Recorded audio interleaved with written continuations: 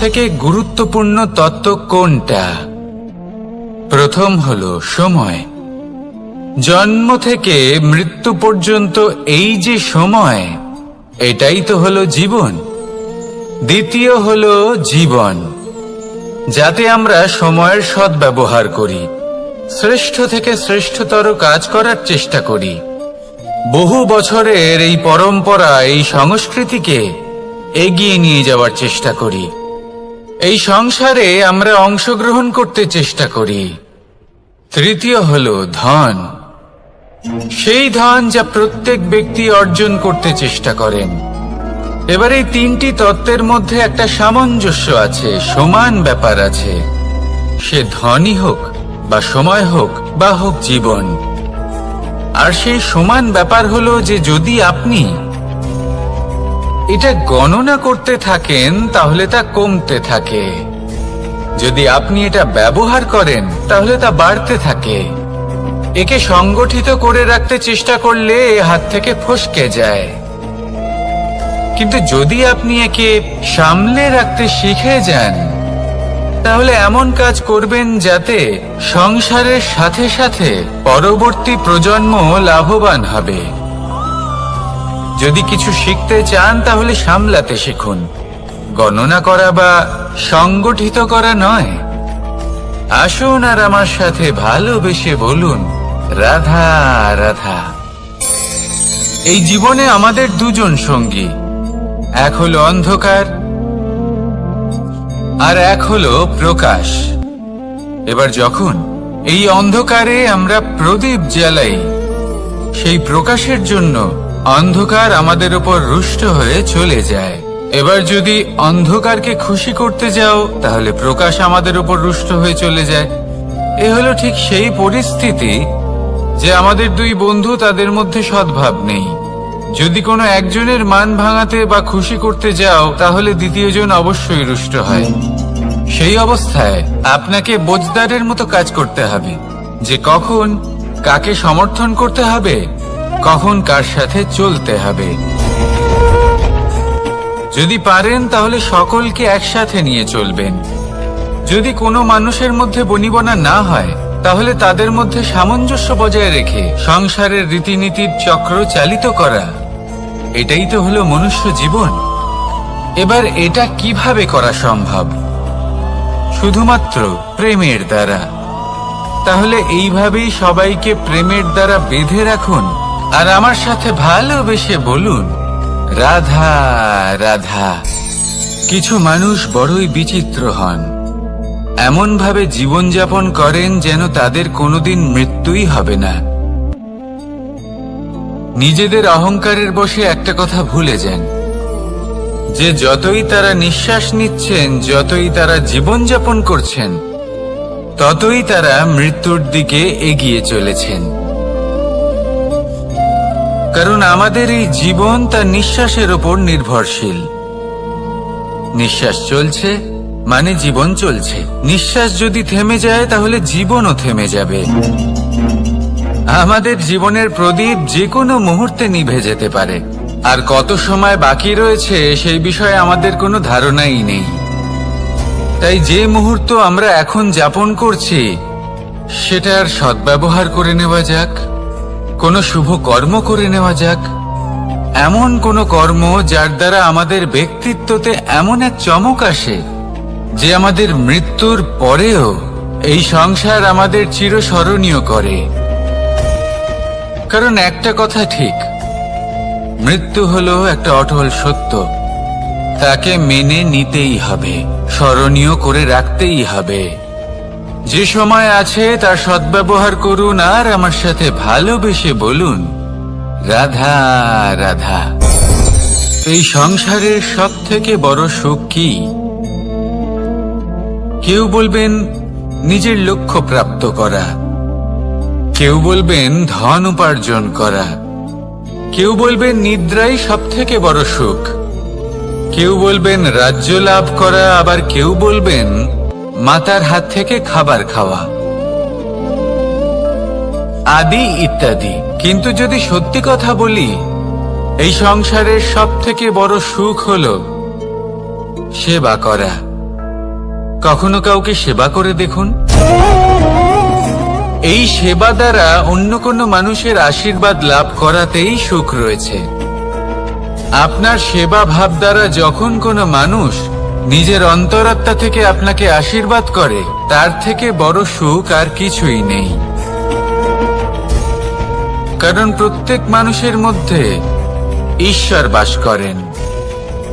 নরের সেবাই হলো নারায়ণের সেবা। নিষ্কাম সেবা করাই হলো সব থেকে বড় সুখ। তাই নিজের অন্তরে সেবার এই ভাব জাগ্রত করুন। যে সুখের কথা আমি বলছি, সেই সুখ অনুভব করেই দেখুন। এই মন সুপ্রসন্ন হয়ে বলবে, রাধা রাধা। মানুষের এই জীবন, মানুষ জন্ম নেয়, একটা নির্দিষ্ট সময়ের পরে এই সংসার ত্যাগ করে চলেও যায়। এবার শুধু এটাই আবশ্যক নয় যে এই জীবনকালকে আপনি যাপন করবেন, শুধু এটাই গুরুত্বপূর্ণ নয়। আবশ্যক এবং গুরুত্বপূর্ণ হলো এটা যে এই জীবনকালে আপনি এমন কিছু করেন যাতে এই সংসারের মঙ্গল হয়, যাতে এই সংসার আপনাকে মনে রাখে, আপনার থেকে প্রেরিত হয়, আপনার মতো হতে চায়। প্রত্যেক বছর আপনার জন্মতিথির অপেক্ষা করে, এমন ভাবে আপনার জন্মদিন পালন করে যাতে সেটা মহোৎসবের আকার ধারণ করে। এবার এই জন্মদিন এমনি এমনি মহোৎসবে পরিণত হয় না। তখন হয় না যখন কোনো ব্যক্তি রাজার রূপে বা কোনো গোয়ালার রূপে জন্মগ্রহণ করে। তখন পরিণত হয় যখন একজন মানুষ জন্মগ্রহণের পরে এই সংসারকে কোনো শিক্ষা দিয়ে যান। কিভাবে একজন মানুষ গোয়ালা থেকে রাজা হতে পারে, কিভাবে একজন মানুষ অসত্য থেকে সত্যের পথে চলতে শুরু করেন, অধর্ম থেকে ধর্মের পথে চালিত হতে পারেন, কিভাবে অন্ধকার থেকে প্রকাশের দিকে যেতে পারেন, কিভাবে নিজের আত্মাকে পরমাত্মার সাথে মিলিত করতে পারেন।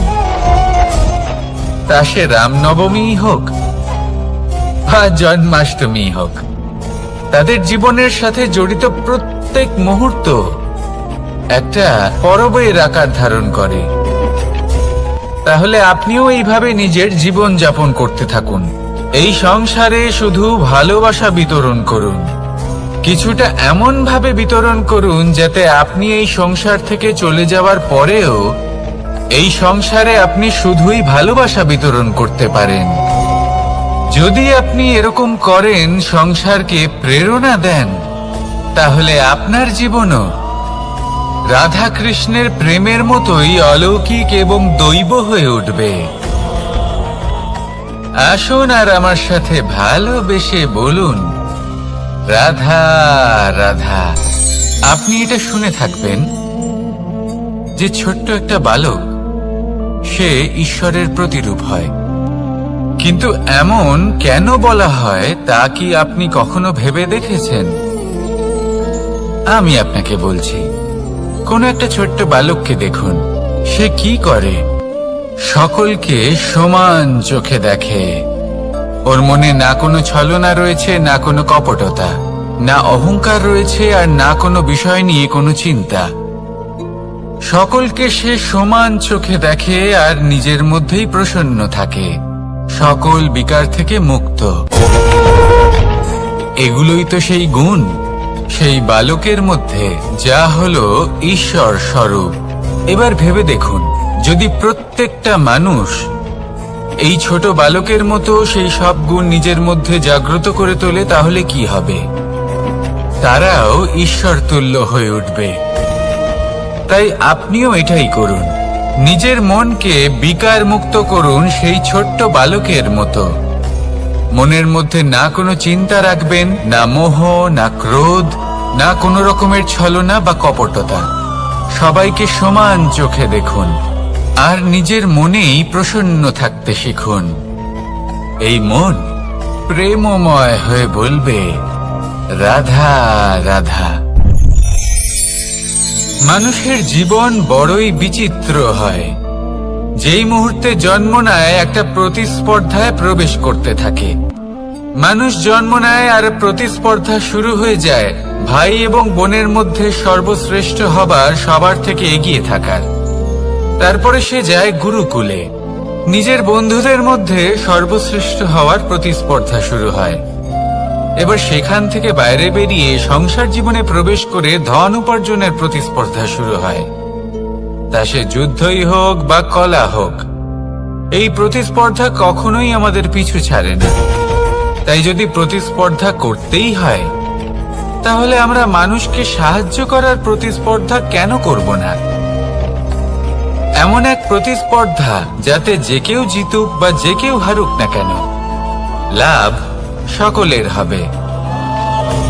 সকলের মধ্যে প্রেম বিতরণ করতে থাকুন, এইভাবেই আনন্দ বিতরণ করতে থাকুন, আর আমার সাথে ভালোবেসে বলুন, রাধা রাধা। দু রকমের প্রাকৃতিক বেগ থাকে। প্রথম হলো বর্ষা। যখন এর বর্ষণ হয় তখন মাটিকে শীতল করে নতুন ফসল ফলায়।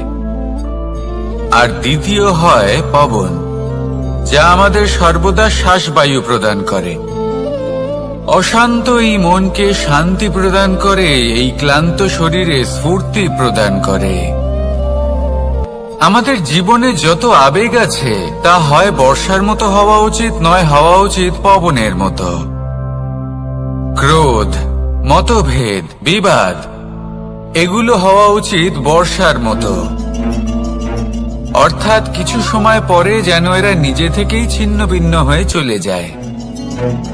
আর যদি পবনের মতো কোনো আবেগ থাকা উচিত, তা হলো প্রেম,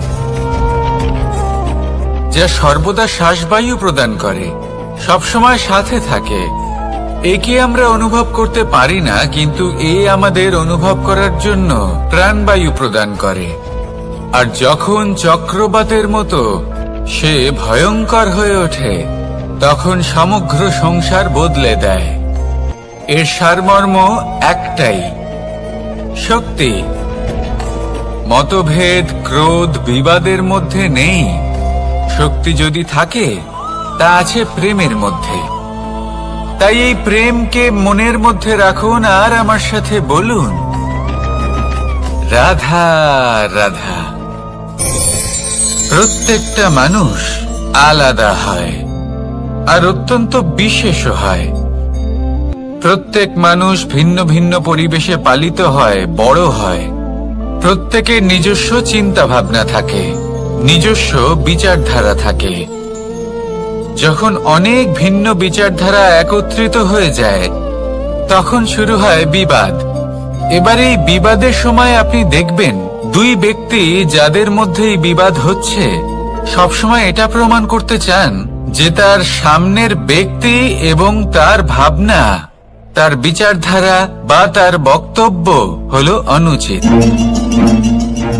এবার এটাই যদি প্রেমপূর্বক রূপে আপনি ভেবে দেখতে চেষ্টা করেন যে সামনের ব্যক্তিটির বক্তব্য, তার মানসিকতা আসলে কি, তাতে উচিত ঠিক কি, সেটা আমরা বুঝতে পারি।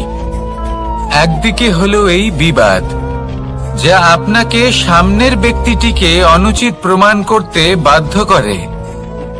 আর অন্যদিকে হলো প্রেম, যা সামনের ব্যক্তিটির যুক্তি বুঝতে সাহায্য করে, তাতে উচিত কি রয়েছে সেটা বুঝতে বাধ্য করে, তাকে মহান হয়ে ওঠার পথে অগ্রসর হতে বাধ্য করে। তাই এই বিবাদকে ত্যাগ করুন আর প্রেমকে আপন করে নিন, আর এই প্রেম ভাব নিয়ে বলুন, রাধা রাধা। এই সংসারে বড়ই বিচিত্র এক শব্দ আছে, মূল্য। এর প্রয়োগ আমরা জীবনেও করে থাকি, আবার ব্যবসাতেও করে থাকি।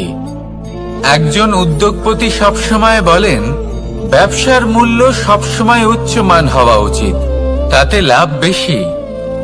অন্যদিকে আরেকজন ব্যক্তি যিনি পরোপকারী, যিনি ঈশ্বরের দর্শনের অভিলাষী, তিনি বলেন জীবনের মূল্য সব থেকে উচ্চমান হওয়া উচিত। অনেক সময় মানুষ কি করে থাকেন, ব্যবসার এই মূল্য তা উচ্চতার শিখরে পৌঁছানোর লোভে জীবনের মূল্য নামিয়ে ফেলেন, যেখানে এই সমগ্র সংসার প্রেমের দ্বারা চালিত হয়। প্রেমই হলো এই সংসারের আধার। এবার যদি আপনি প্রেম করতে শিখে যান, তাহলে ব্যবসাতে নিশ্চিত রূপে লাভের সাথে সাথে কীর্তি এবং যশ লাভও করতে পারবেন। তা আমি নিশ্চিত রূপে বলতে পারি, কারণ ব্যবসাতে ওঠা নামা এসব চলতেই থাকে। জীবনকে আপনি যদি একবার উচ্চতায় নিয়ে যেতে পারেন, তাহলে তা কখনোই নামবে না। আসুন আর আমার সাথে ভালোবেসে বলুন, রাধা রাধা। যা বাধা দেয় তা হলো অবরোধ, যা এগিয়ে নিয়ে যায় তা হলো বিকাশ, আর যা ভাগ করে দেয় তা হলো গুণ। আপনি সবাইকে আনন্দ দিন, তার বদলে আপনিও আনন্দ পাবেন। আপনি সবার মধ্যে প্রেম ছড়ান, আপনিও তার বদলে প্রেমই পাবেন। এই দেখুন না, মেঘেদের দেখুন। এই যে মেঘ, এই মেঘের গুণ এইটা নয় যে এরা জল সংগ্রহ করে রাখে। এদের গুণ হলো এটাই যে এই মেঘ সকলের মধ্যে জল ভাগ করে দেয়। ধরিত্রীর এবং জগতের তৃষ্ণা নিবারণ হয়। সূর্য, সূর্যের গুণ এইটা নয় যে সে সব থেকে বেশি তেজস্বী। তার গুণ হলো এটাই যে সে নিজের তেজ সবার মধ্যে ভাগ করে দিতে পারে। ঠিক সেইভাবেই জীবনে আনন্দ, উল্লাস, প্রেম এই সব কিছুই ভাগ করে নিতে শিখুন। এটাই হলো একটা গুণ, আর তার বদলে আপনি দ্বিগুণ আনন্দ, দ্বিগুণ উল্লাস, দ্বিগুণ প্রেম অবশ্যই পাবেন। যদি আপনি এই সবকিছু নিজের কাছেই জমিয়ে রাখেন, তাহলে আপনি নিজের বিকাশে নিজেই বাধা দেবেন। আসুন আর আমার সাথে ভালোবেসে বলুন, রাধা রাধা। আপনি কখনো মাখনের হাঁড়ি ভেঙেছেন? কত আনন্দ পাওয়া যায়। এই মাখনের হাঁড়ি ভাঙলে পুরো মাখন আমাদের গায়ে এসে পড়ে আর মন উচ্ছ্বসিত হয়ে ওঠে। কিন্তু তার জন্য বালগোপালদের কত চেষ্টা করতে হয় সেটা কখনো ভেবে দেখেছেন? প্রথমে বড়ই পরিশ্রম করে একের ওপর এক সাবধানে ওপরে চড়তে হয়, তারপরে ভারসাম্য বজায় রাখতে হয়, পড়ে গেলে হবে না। তারপর এই হাতের দ্বারা সেই মাখনের হাঁড়ি ভাঙতে হয়, তখন মাখন পড়ে। এবার এরকমই কিছু আমাদের জীবনে আমাদের সাথেও হয়। এবার আপনি বলবেন যে মাখনের হাঁড়ি ভাঙার এই প্রক্রিয়া, তার সাথে জীবনের কি সম্পর্ক থাকতে পারে? আসলে আমাদের মনের মাঝেও একটা হাঁড়ি রয়েছে, অহংকারের হাঁড়ি। আর এই অহংকারের হাঁড়ি যখন ভেঙে যায়, তখন প্রসন্ন হবার আনন্দ চতুর্দিকে ছড়িয়ে পড়ে। এই মন, এই আত্মা, এই দুই প্রসন্ন হয়ে যায়। কিন্তু তার জন্য আপনাদেরকেও বালগোপালের মতো চেষ্টা করে যেতেই হবে, ভারসাম্য বজায় রাখতেই হবে মনের মাঝে এবং এই বুদ্ধিতে, ভালো এবং মন্দের মধ্যে, লোভ এবং পরমার্থের মধ্যে। আর তারপর নিজে হাতে অহংকারের এই হাঁড়ি ভেঙে দিতে হয়। দেখুন, যদি ঈশ্বরের সঙ্গ লাভ করতে চান, তাহলে অহংকারের এই হাঁড়ি ভাঙতেই হবে। আসুন আর আমার সাথে ভালোবেসে বলুন, রাধা রাধা। মুঠো হাতের শক্তি বেশি, মুঠো খুললেই তা দুর্বল। তা এমন কি থাকা উচিত এই বন্ধ মুঠোয় যা লাখের সমান? মানসিকতা এবং স্বপ্ন। মানুষ জন্মগ্রহণ করে, তার মানসিকতা সময়ের সাথে উন্নত হয়। মানসিকতা অনুযায়ী সে স্বপ্ন দেখে, আর সেই স্বপ্ন সার্থক করতে সে পরিশ্রম করতে থাকে। কিন্তু খুব গুরুত্বপূর্ণ একটা কথা আছে যা আপনার মনে রাখা উচিত। আপনার এই মানসিকতা, আপনার এই স্বপ্ন, তা যেন আপনার নিয়ন্ত্রণে থাকে। আপনার বন্ধ মুঠোয় যেন এর লাগাম থাকে, আপনি যেন এর প্রভু হন। যদি তা হয় তবেই আপনি লাভবান হবেন। যদি এরা আপনাকে নিয়ন্ত্রণ করতে থাকে, যদি আপনার মুঠো খুলে যায়, না পথ আপনার নিয়ন্ত্রণে থাকবে, না মানসিকতা থাকবে, না স্বপ্ন নিয়ন্ত্রণে থাকবে। আর যদি তাই হয় তাহলে আপনি আপনার ভবিষ্যৎ নষ্ট করে ফেলবেন। তাই নিয়ন্ত্রণ করতে শিখুন নিজের বিচার বুদ্ধি, নিজের মানসিকতা, নিজের স্বপ্নকে। নিজের এই স্বপ্ন পূরণ করুন আর আমার সাথে ভালোবেসে বলুন, রাধা রাধা। এই সংসারের সব থেকে কঠোর ধাতুর মধ্যে একটি হলো লোহা। লোহা দিয়ে আমরা অনেক অস্ত্র শস্ত্র লাভ করি, অনেক বস্তুও লাভ করি। এবার এই লোহাকে কাটার জন্য, একে কোনো আকার দেওয়ার জন্য কি প্রয়োগ করতে হয়? লোহা। এবার এই কথাটা আমরা সকলেই জানি যে লোহার দ্বারাই লোহাকে কাটতে হয়। এবার এই কথা আমি আপনাকে কেন বলছি? এরপরে খুব বড় একটা প্রশ্ন আসে যা খুব বড় শিক্ষা দিয়ে যায়।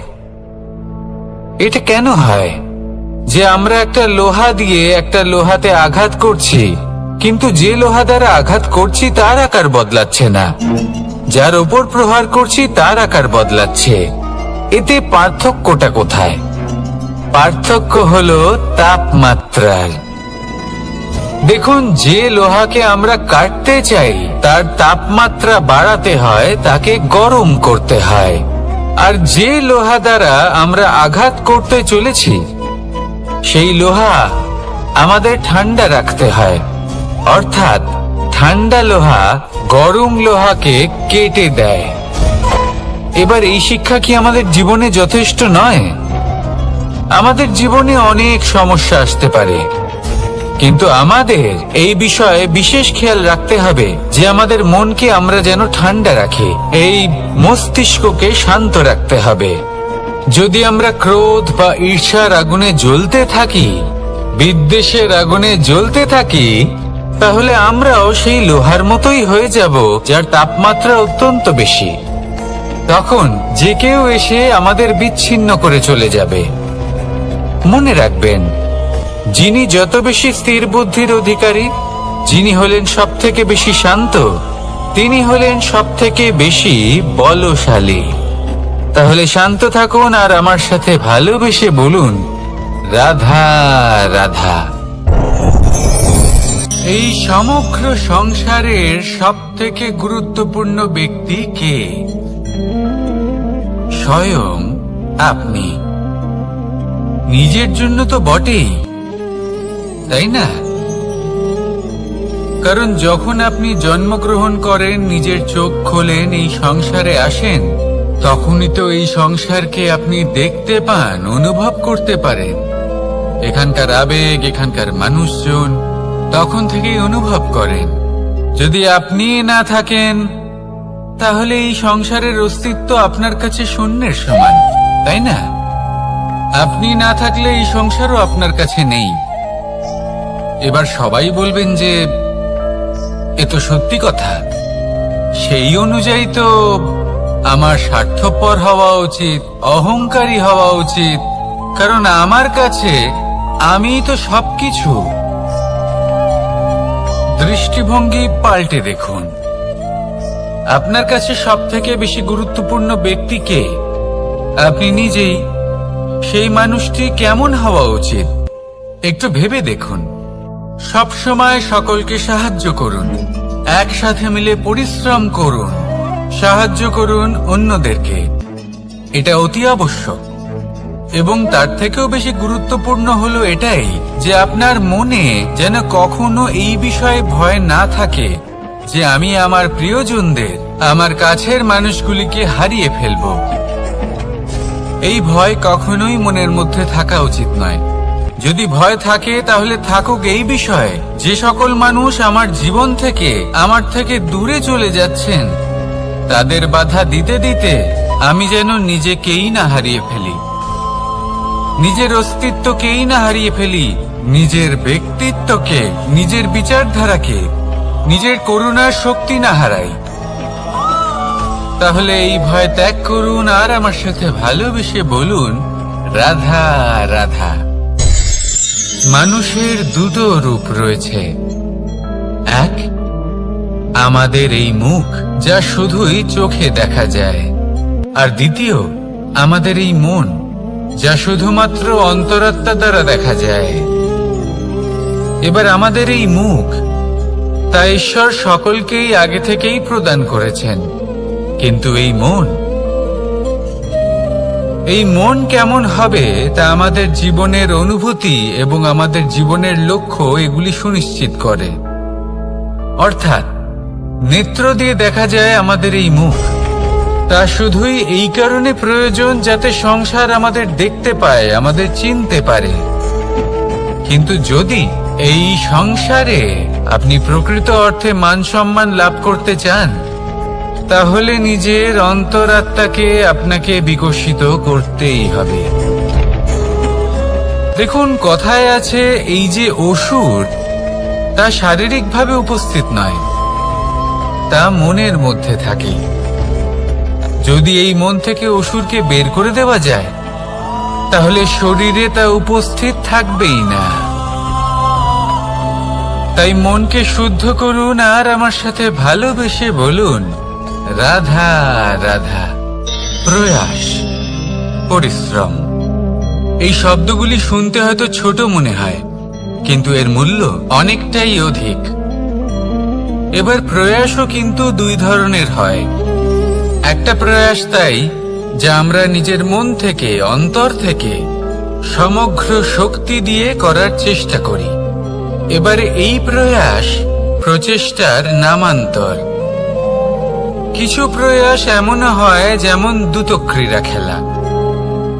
মানুষ বলেন, আজ একটু প্রয়াস করি, একটু দ্রুতক্রীড়া খেলেই দেখি, যদি বিজয়ী হই তবে ভালো ব্যাপার, যদি না হই তবে আর কখনো খেলবো না। এটাও কিন্তু প্রয়াস, কিন্তু এই প্রয়াস পরিশ্রম নয়। পাণ্ডবদের দেখুন, ওনারা যখন পরিশ্রম করেছিলেন তখন খাণ্ডবপ্রস্থকেও ইন্দ্রপ্রস্থ বানিয়েছিলেন। দ্রুতক্রীড়া খেললেন, সেই মুহূর্তেই ইন্দ্রপ্রস্থ হারিয়ে ফেললেন। পরিশ্রম করলেন, সগৌরবের রাজা হলেন। দ্রুতক্রীড়া খেললেন, তখন এক মুহূর্তে রাজা থেকে নিঃস্ব হয়ে গেলেন।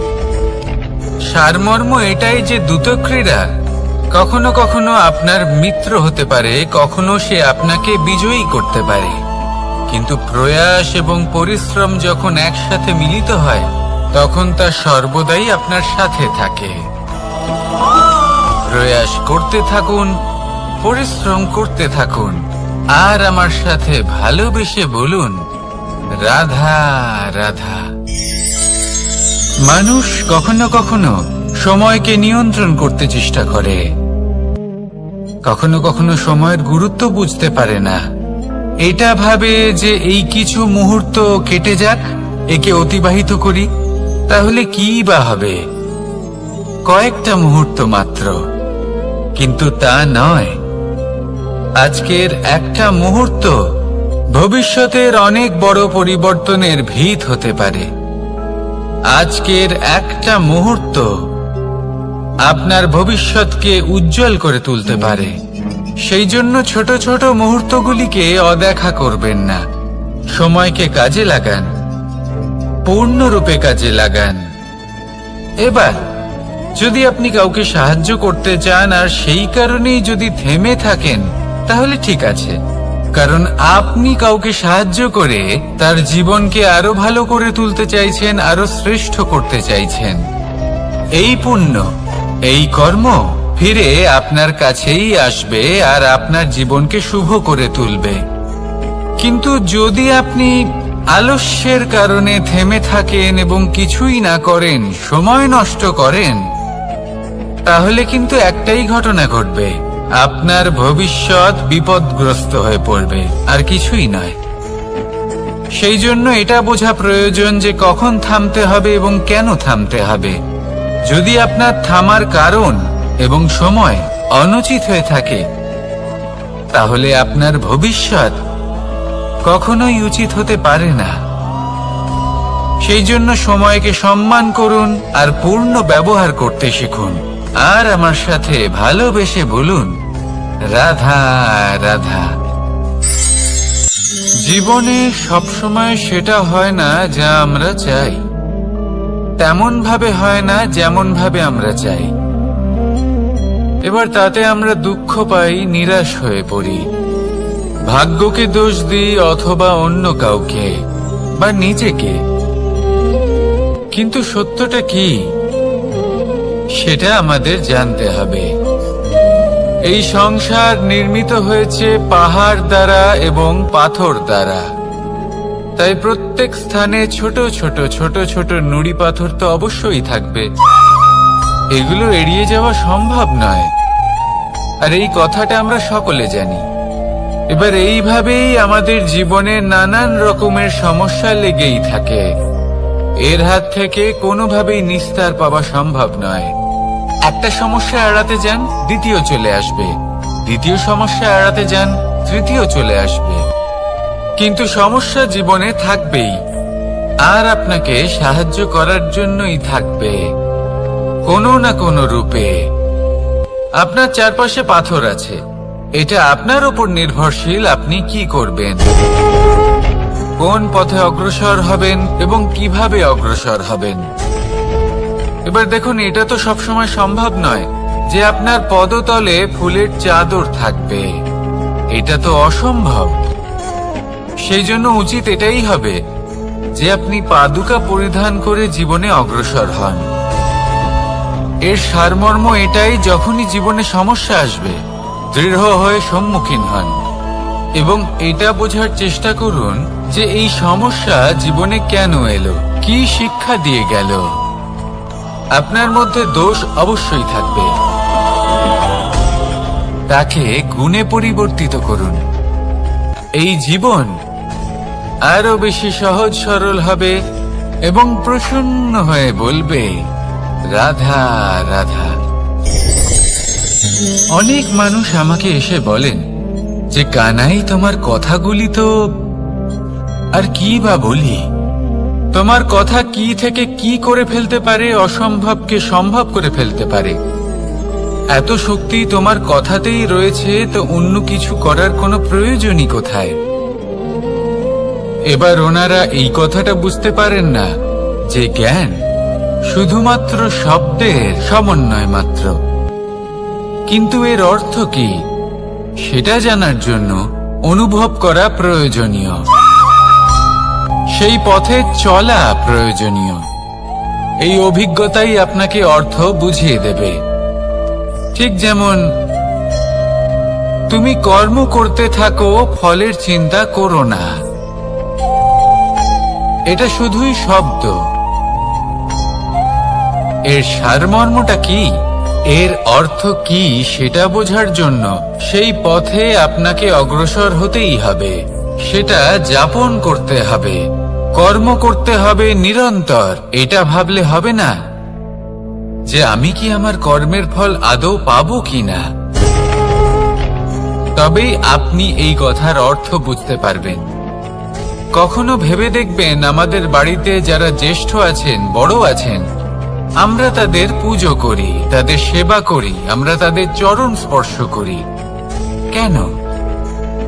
কারণ ওনাদের কাছে আমাদের থেকে অনেক বেশি জীবনের অভিজ্ঞতা থাকে। জীবনে শুধুমাত্র জ্ঞান শোনাটা প্রয়োজনীয় নয়, তা বুঝতে পারা প্রয়োজনীয়। তা যদি যাপন করেন তবেই অভিজ্ঞতা হবে, তবেই প্রকৃত অর্থ বুঝতে পারবেন। তাহলে জ্ঞান শুধু শুনবেন না, বুঝুন, তাকে আচরণে আনুন এবং আমার সাথে ভালোবেসে বলুন, রাধা রাধা। এই সংসারের সব থেকে গুরুত্বপূর্ণ তত্ত্ব কোনটা? প্রথম হলো সময়। জন্ম থেকে মৃত্যু পর্যন্ত এই যে সময়, এটাই তো হলো জীবন। দ্বিতীয় হলো জীবন, যাতে আমরা সময়ের সদ্ব্যবহার করি, শ্রেষ্ঠ থেকে শ্রেষ্ঠতর কাজ করার চেষ্টা করি। বহু বছরের এই পরম্পরা, এই সংস্কৃতিকে এগিয়ে নিয়ে যাওয়ার চেষ্টা করি। এই সংসারে আমরা অংশগ্রহণ করতে চেষ্টা করি। তৃতীয় হলো ধন, সেই ধন যা প্রত্যেক ব্যক্তি অর্জন করতে চেষ্টা করেন। এবার এই তিনটি তত্ত্বের মধ্যে একটা সামঞ্জস্য আছে, সমান ব্যাপার আছে। সে ধনই হোক বা সময় হোক বা হোক জীবন। আর সেই সমান ব্যাপার হলো যে যদি আপনি এটা গণনা করতে থাকেন তাহলে তা কমতে থাকে, যদি আপনি এটা ব্যবহার করেন তাহলে তা বাড়তে থাকে। একে সংগঠিত করে রাখতে চেষ্টা করলে এ হাত থেকে ফসকে যায়, কিন্তু যদি আপনি একে সামলে রাখতে শিখে যান তাহলে এমন কাজ করবেন যাতে সংসারের সাথে সাথে পরবর্তী প্রজন্ম লাভবান হবে। যদি কিছু শিখতে চান তাহলে সামলাতে শিখুন, গণনা করা বা সংগঠিত করা নয়। আসুন আর আমার সাথে ভালোবেসে বলুন, রাধা রাধা। এই জীবনে আমাদের দুজন সঙ্গী, এক হলো অন্ধকার আর এক হলো প্রকাশ।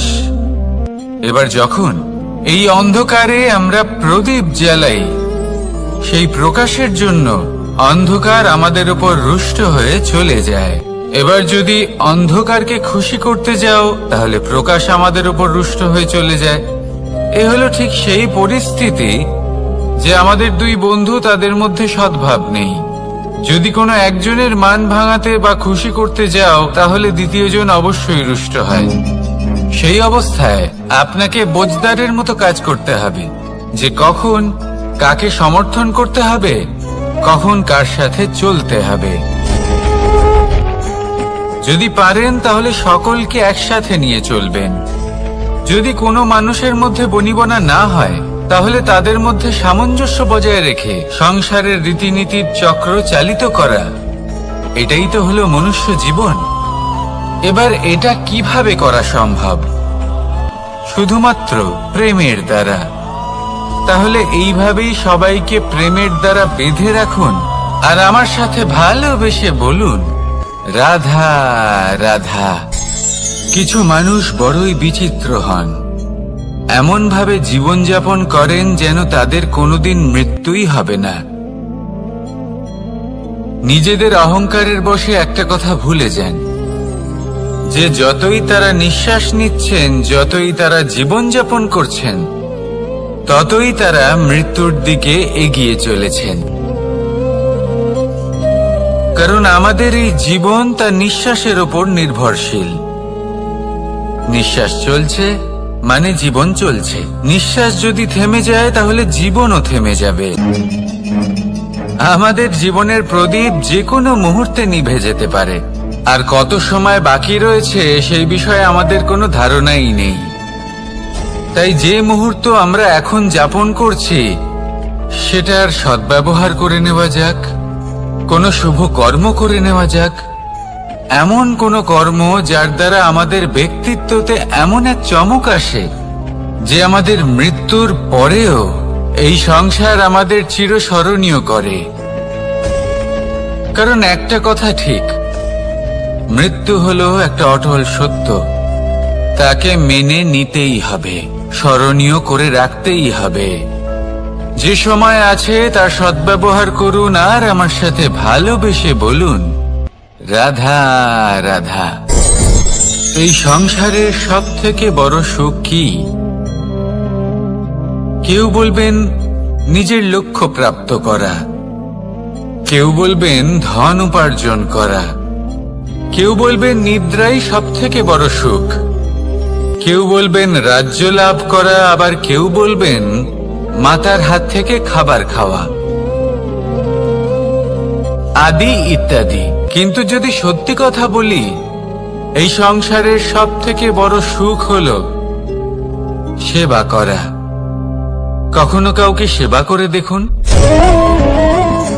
এই সেবা দ্বারা অন্য কোনো মানুষের আশীর্বাদ লাভ করাতেই সুখ রয়েছে। আপনার সেবা ভাব দ্বারা যখন কোনো মানুষ নিজের অন্তরাত্মা থেকে আপনাকে আশীর্বাদ করে, তার থেকে বড় সুখ আর কিছুই নেই। কারণ প্রত্যেক মানুষের মধ্যে ঈশ্বর বাস করেন। নরের সেবাই হলো নারায়ণের সেবা। নিষ্কাম সেবা করাই হলো সব থেকে বড় সুখ। তাই নিজের অন্তরে সেবার এই ভাব জাগ্রত করুন। যে সুখের কথা আমি বলছি, সেই সুখ অনুভব করেই দেখুন। এই মন সুপ্রসন্ন হয়ে বলবে, রাধা রাধা। মানুষ অসুস্থ কেন হন? শারীরিক দুর্বলতার কারণে? না, মানুষ অসুস্থ হন তার মানসিকতার কারণে, তার বিবেকের কারণে, তার কর্মের কারণে, তার ক্রোধের কারণে। আর যখন কেউ সুস্থ হন, ঠিক হয়ে যান, তার মানে এটা নয় যে শুধু ওষুধের জন্য তিনি সুস্থ হয়েছেন। না, এটা কারোর তার প্রতি প্রেমের প্রভাব, বিশ্বাসের প্রভাব, সম্বলের প্রভাব। শুধুমাত্র ওষুধ দিয়ে কিছুই হয় না। যদি মনে প্রেম থাকে, বিবেক থাকে, বিশ্বাস থাকে, সম্বল থাকে, তবেই সেই ওষুধ কাজ করতে পারে। তাই মনে রাখবেন, এই জীবন হলো অত্যন্ত ছোট। মনে প্রেম ভাব রাখুন, মিত্রতা করুন, শত্রুতা নয়। ভালোবাসুন, বিদ্বেষ নয়। আর এই ভালোবাসার সাথেই বলুন, রাধা রাধা। জীবন, এই জীবনের সত্য কি? জন্ম, যেখান থেকে জীবন আরম্ভ হয়, নাকি সমাপ্তি? মৃত্যু, যেখানে জীবন শেষ হয়ে যায়। জীবনের সত্য এটা নয়, সবকিছু এটা নয়। ভালো করে ভেবে দেখলে কিছুই যায় আসে না যে আপনার জন্ম কোথায় হয়েছে, কিভাবে হয়েছে। এতেও কিছু যায় আসে না যে আপনার মৃত্যু কোথায় হবে, কিভাবে হবে। যায় আসে তখন, গুরুত্বপূর্ণ হলো এটাই যে জীবন আপনি যাপন করেছেন তার উদ্দেশ্য কি ছিল, কি ভাবনা নিয়ে আপনি বেঁচেছেন। এখন যদি আপনি এমন কিছু করেন যার দ্বারা এই সংসার আপনার থেকে জীবন যাপনের প্রেরণা পেতে পারে, মৃত্যুর পরেও আপনার কর্ম দেখে তা স্মরণ করে জীবনে বাঁচতে শেখেন, তাহলে তার তাৎপর্য হলো আপনি নিজের কর্মের দ্বারা, নির্বাচনের দ্বারা অমর হয়ে গেছেন। দেখুন, জীবনে দুশ্চিন্তা করা হলো বৃথা, মৃত্যুর ভয়ও হলো বৃথা। কারণ আত্মা কখনো মরে না, তাকে কেউ শেষ করতে পারে না। না কাল, না মৃত্যু, আর না সময়। যদি এমন কিছু থাকে যা আপনার আত্মাকে শেষ করে দিতে পারে, তাহলে তা আপনারই নিজের দুষ্কর্ম।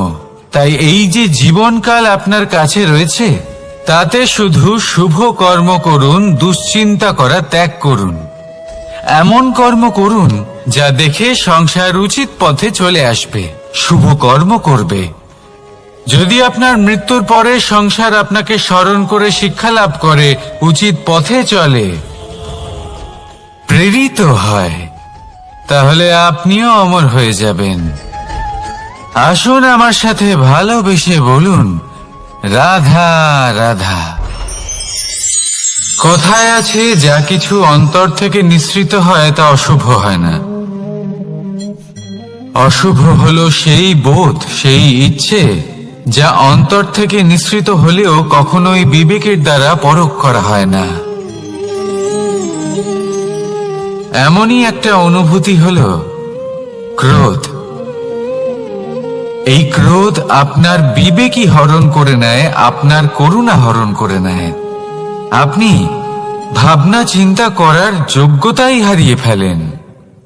এবার যদি আপনি সংসারকে নিয়ন্ত্রণ করতে চান, ভবিষ্যতের ওপর নিয়ন্ত্রণ রাখতে চান, বর্তমানের ওপর নিয়ন্ত্রণ রাখতে চান, তাহলে প্রথমে নিজের ক্রোধের ওপর নিয়ন্ত্রণ করা শিখতে হবে।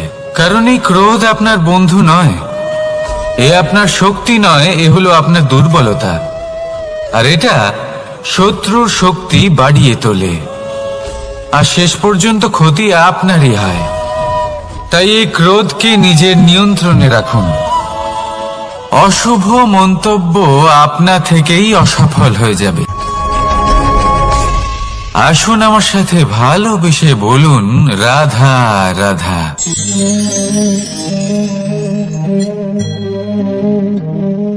প্রশান্তি জড়িত নিদ্রা মানুষের জীবনের একটা অত্যন্ত গুরুত্বপূর্ণ সুখ এবং প্রয়োজনীয়তাও। দেখতে গেলে এই সংসারের প্রত্যেক পশু পাখি, প্রত্যেক জীব অবশ্যই নিদ্রা প্রাপ্ত করেন, কিন্তু মানুষ, যার মধ্যে বিচার বিবেচনা করার শক্তি অন্যদের থেকে অনেক বেশি, তার কিন্তু ঘুমের কিছু সমস্যা অবশ্যই হয়। কি বলেন? তাই তো। এবার এর কারণ কি? চিন্তা। এবার চিন্তা আমাদের সবার জীবনে আছে। আমরা সকলে জানি যে চিন্তা কখনো আমাদের সাহায্য করে না, তাও আমাদের জীবনে আছে। কেন? চিন্তার মাধ্যমে কি কখনো কোনো সমস্যার সমাধান হয়েছে? অর্থের চিন্তা করলে কি অর্থ লাভ হয়? ভবিষ্যতের চিন্তা করলে কি ভবিষ্যৎ ঠিক হয়ে যায়? স্বাস্থ্যের চিন্তা করলে কি স্বাস্থ্য নিজে থেকেই ঠিক হয়? হয় না। তাহলে এই সব কিছু থেকে আমাদের একটা ছোট্ট শিক্ষা অবশ্যই লাভ করা উচিত। আপনিও আপনার কাঁধ থেকে চিন্তার এই বোঝা নামিয়ে ফেলুন। আর ইচ্ছে, এই সব ইচ্ছে একত্রিত হয়ে আমাদের মনে চিন্তা উৎপন্ন করে। তাই এই চিন্তাগুলিকে ত্যাগ করুন। প্রকৃতির প্রেমের উপর বিশ্বাস রাখুন। মনে রাখবেন, যিনি চিন্তা মুক্ত হবেন তিনি চিতা মুক্ত হবেন। সুখের নিদ্রা প্রাপ্ত করুন, আর নিদ্রায় যাবার আগে আমার সাথে ভালোবেসে বলুন, রাধা রাধা। মহাদেব, সেই দেবতা যিনি মহান, যাকে দেবতাদের দেবতা বলা হয়, যিনি হলেন আমার আরাধ্য।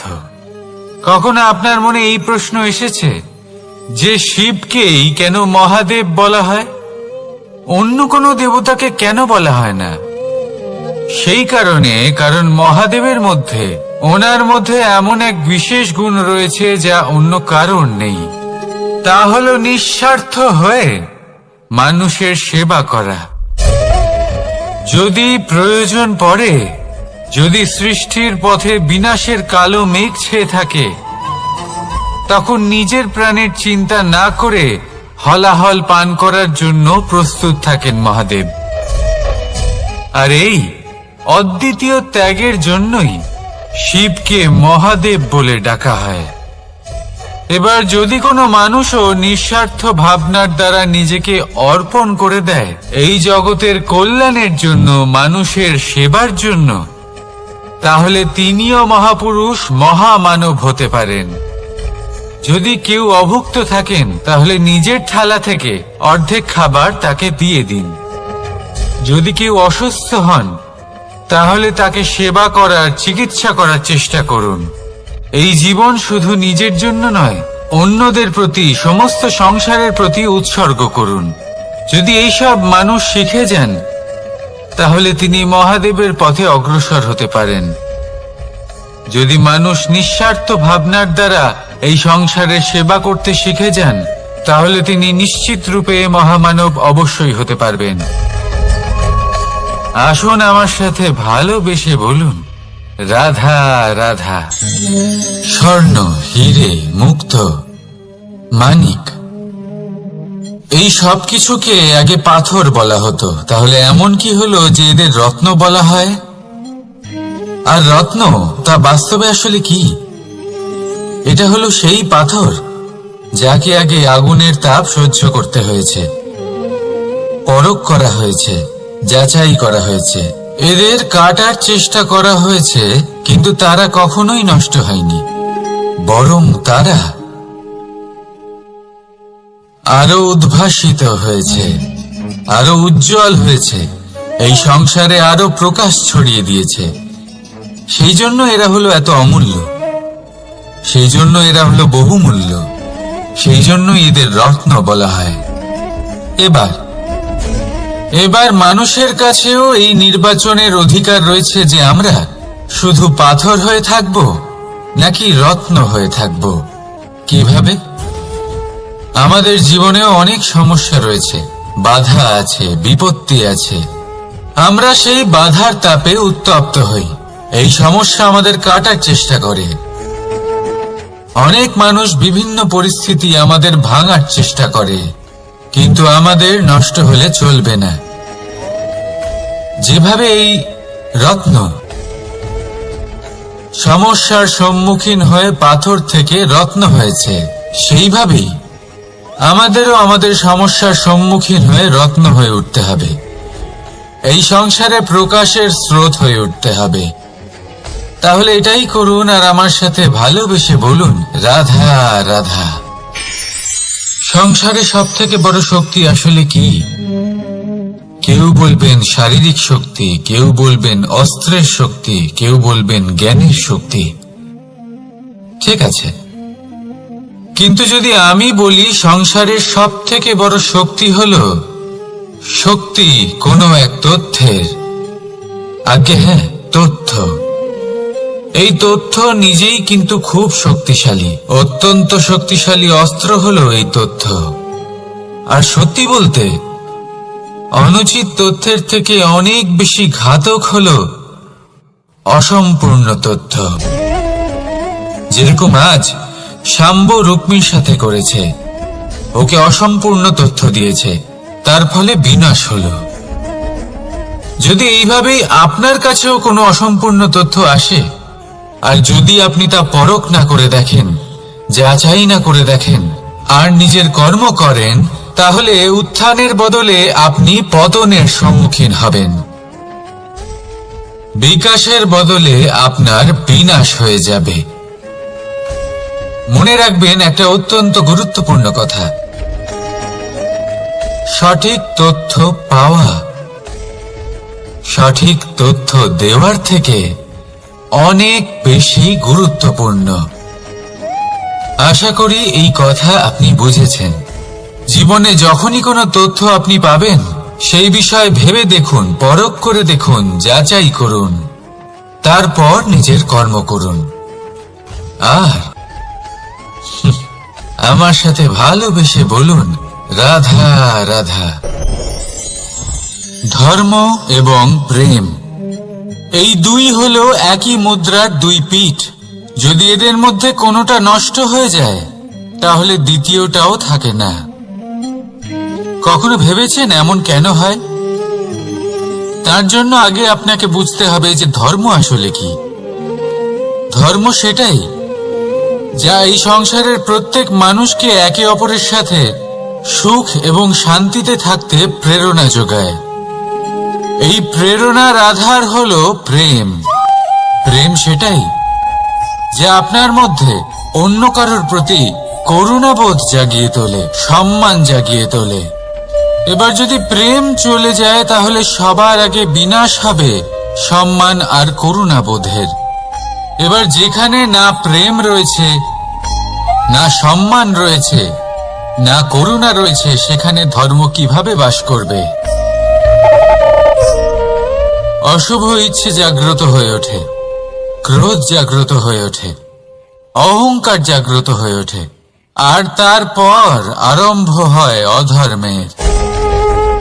তাই যা যা ভাবনা আপনার অন্তরে প্রবেশ করছে করতে দিন, কিন্তু যাই হোক না কেন এই প্রেমকে নিজের থেকে দূরে যেতে দেবেন না। এই প্রেমকে চিরকাল নিজের কাছে রাখুন, নিজের হৃদয়। আর এই প্রেম ভাব নিয়ে বলুন, রাধা রাধা। এই সংসারে আমাদের জীবনের সব থেকে বড় দোষ কি আপনি জানেন? কেউ বলবেন লোভ, কেউ বলবেন লালসা, কেউ বলবেন অসত্য। দেখুন, দুঃখের মূল কারণ হলো পরিশ্রম না করা। কিছু মানুষ ভাবেন যে আমি জীবনে কোনো পরিশ্রম করব না, অথচ আমি সবকিছু প্রাপ্ত করতে চাই। আর এমন এক কারণের জন্যই দূতের মতো খেলা আমাদের জীবনে প্রবেশ করার সুযোগ পায়। দূত, এই দূত আসলে কি? দূত অর্থাৎ কোনো পরিশ্রম ছাড়াই অন্য কেউ পরিশ্রম করে যা অর্জন করেছেন, যে সুখ সুবিধা অর্জন করেছেন, তা নিজের জন্য শুধুমাত্র একটা খেলার মাধ্যমে নিজের করে নেবার ইচ্ছে। আর এই ইচ্ছে অত্যন্ত বিনাশকারী হতে পারে। এই ইচ্ছে যদি আপনার বিবেক, আপনার মন, আপনার চেতনা, আপনার ভাবনা প্রবাহিত করে ফেলে, তারপরে আপনি চেষ্টা করতে শুরু করে দেবেন, আর সেইখান থেকেই আপনার পতন শুরু হবে। এই চেষ্টা করবেন যে অন্য কারোর জীবনের সমস্ত ধন, তার সমস্ত জীবন সম্পূর্ণভাবে নিজের করে নেওয়া। কারণ প্রথমে আশা জাগ্রত হয়, আর এই আশা হতাশায় পরিণত হতে সময় লাগে না। এই হতাশা কুণ্ঠায় পরিণত হতে সময় লাগে না, কুণ্ঠা লোভে পরিণত হতে সময় লাগে না, আর এই লোভ প্রতিশোধ স্পৃহাতে পরিণত হতে সময় লাগে না। আর যখন এই সব কিছু হয়, আপনি দুষ্ট হয়ে যান। আর সবাই জানেন যে প্রত্যেক দুষ্ট ব্যক্তির পতন হলো অবশ্যম্ভাবী। তাই নিজেকে দূতের থেকে দূরে রাখুন আর পরিশ্রমকে নিজের কাছে টেনে নিন। জীবনে আপনার যা যা স্বপ্ন রয়েছে, যা আপনি করতে চান, শুধুই পরিশ্রম দ্বারা অর্জন করুন। তাহলে তাই করুন, আর আমার সাথে ভালোবেসে বলুন, রাধা রাধা। জীবনে কিছু শেখা অত্যন্ত গুরুত্বপূর্ণ। এবার কি কি শিখতে হবে, সেই সব শেখানোর জন্য অনেক শিক্ষক রয়েছেন। কিন্তু কি শিখবেন না আর কি করবেন না, এটা আমাদের নিজের অভিজ্ঞতা দিয়ে শিখতে হয়। কিন্তু তার মানে এটা নয় যে যদি আপনাকে শিখতে হয় যে আগুনের তাপ কতটা, আপনাকে আগুনের মধ্যে হাত দিতে হবে না। অন্য কারোর অভিজ্ঞতা দ্বারাও শিখতে পারেন। প্রশ্ন শুধুমাত্র একটাই যে আপনি কি শিখতে চান নাকি চান না। যদি আপনি এটাই ভাবেন যে আমি শুধুই নিজের অভিজ্ঞতা দ্বারাই শিখতে চাই, তাহলে জীবনকাল ছোট মনে হবে, অনেক কিছুই শিখতে পারবেন না। তাই নিজের সাথে সাথে বড়দের অভিজ্ঞতার দ্বারাও শেখা শুরু করে দিন। এই সংসারের অভিজ্ঞতা দ্বারা শিখতে শুরু করে দিন। আর এটা নিশ্চিত রূপে শেখা আবশ্যক যে কখন কি করবেন না, কোথায় থামতে হবে আর কোথায় থামবেন না। তাহলে আসুন আর আমার সাথে ভালোবেসে বলুন, রাধা রাধা। ভোজন। এবার ভোজন সংগ্রহ করার জন্য মানুষ কি না করেন, সব সময় চেষ্টা করতে থাকেন। ফসল উৎপাদনের জন্য অনেক পরিশ্রম করতে থাকেন, কিন্তু অনেক সময় অনেক পরিশ্রম করার পরেও ফসল ভালো উৎপাদন হয় না। এর কারণ কি? কারণ হলো এটাই যে আপনি পরিশ্রম হয়তো অনেক করেছেন, কিন্তু আপনার নজর তো সেই বীজের দিকে ছিলই না যা আপনি রোপণ করেছেন। সেই জন্য সব সময় কোনো বীজ রোপণ করার আগে তাকে পরখ করে দেখুন, তা অত্যন্ত আবশ্যক। আর সেইভাবেই যখনই কোনো কর্মের প্রশ্ন আসে, তাহলে সেখানে শুধুমাত্র পরিশ্রম যথেষ্ট নয়। সেই কাজের প্রতি আপনার কর্তব্য কি, আপনার উদ্দেশ্য কি, সেটা জানা হলো অত্যন্ত গুরুত্বপূর্ণ। তাই কর্ম করুন, কিন্তু সেই কর্মের প্রতি আপনার যা উদ্দেশ্য তার মাহাত্ম্য বুঝতে চেষ্টা করুন। তাহলে আসুন আমার সাথে ভালোবেসে বলুন, রাধা রাধা। জীবনে যখনই কোনো বস্তু বা সুখ স্বাচ্ছন্দ্য অধিক মাত্রায় আপনার কাছে চলে আসে, তখন নিজেকে শ্রেষ্ঠ মনে করার একটা প্রবণতা দেখা যায়। যা হয় আত্মবিশ্বাসে পরিণত হয়, নয়তো অহংকারে। এবার আত্মবিশ্বাস আর অহংকারের মধ্যে অনেক বড় পার্থক্য রয়েছে। আমি এটা করতে পারি, আমি ওটাও করতে পারি, এ হলো আত্মবিশ্বাস। শুধুমাত্র আমি এটা করতে পারি, শুধুমাত্র আমি ওটাও করতে পারি, আমি হলাম সর্বশ্রেষ্ঠ, এটা হলো অহংকার।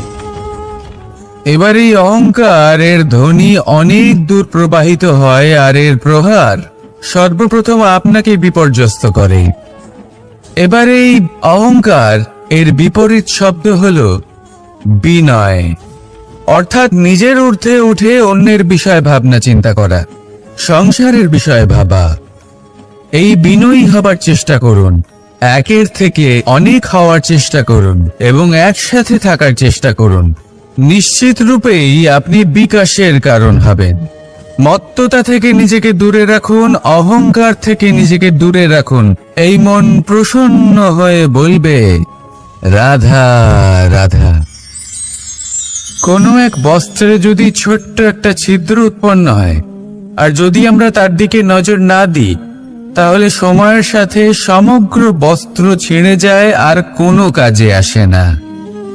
যদি কোনো একটা নৌকাতে ছোট্ট একটা ছিদ্র উৎপন্ন হয়, তাহলে সময়ের সাথে পুরো নৌকাই জলে ডুবে যায়।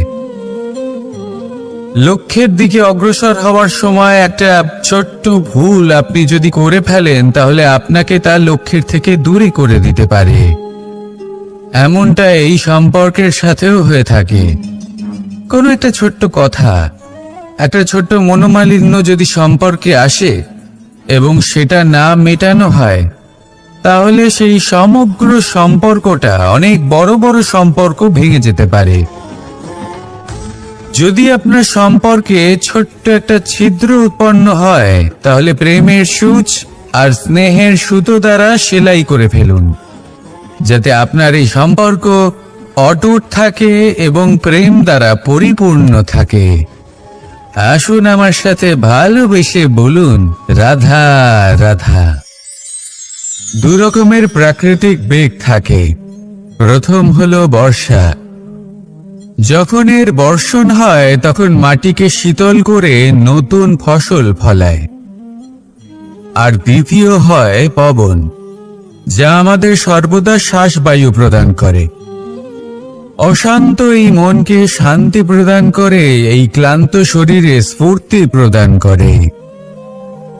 আমাদের জীবনে যত আবেগ আছে, তা হয় বর্ষার মতো হওয়া উচিত, নয় হওয়া উচিত পবনের মতো। ক্রোধ, মতভেদ, বিবাদ, এগুলো হওয়া উচিত বর্ষার মতো। অর্থাৎ কিছু সময় পরে যেন এরা নিজে থেকেই ছিন্ন ভিন্ন হয়ে চলে যায়। আর যদি পবনের মতো কোনো আবেগ থাকা উচিত, তা হলো প্রেম, যা সর্বদা শ্বাসবায়ু প্রদান করে, সবসময় সাথে থাকে।